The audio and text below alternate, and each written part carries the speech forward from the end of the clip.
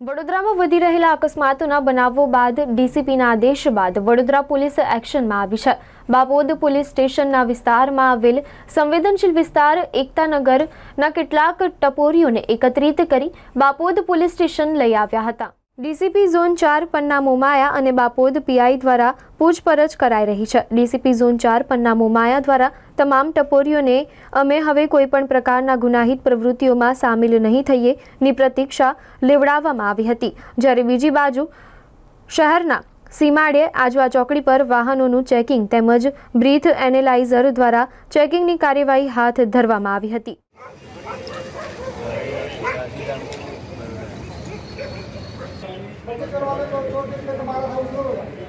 हमने इधर नाम आया ऐसा थोड़ी ना होता है वीडियो में आया ना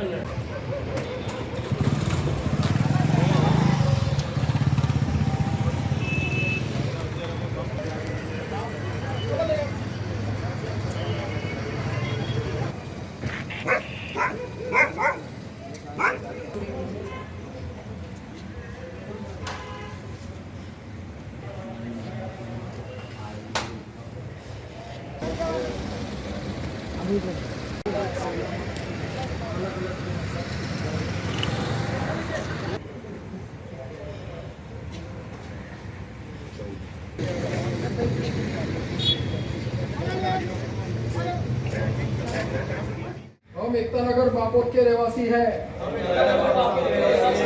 हम लोग पहले अलग अलग गुना जैसे कि बखेड़ा, रायोटिंग, मारामारी और चोरी ये पकड़े जा चुके हैं। अभी हमें बापोद पुलिस स्टेशन बुलाया गया है। हम सौगंध खाते हैं कि आज से हम कोई असामाजिक या गैर कानूनी प्रवृत्तियों में भाग नहीं लेंगे और ना ही मारामारी या तूफानी प्रवृत्तियों में कायदा व्यवस्था हाथ में नहीं लेंगे और कायदा व्यवस्था बनाए रखने में हम पुलिस को पूरा सहकार देंगे।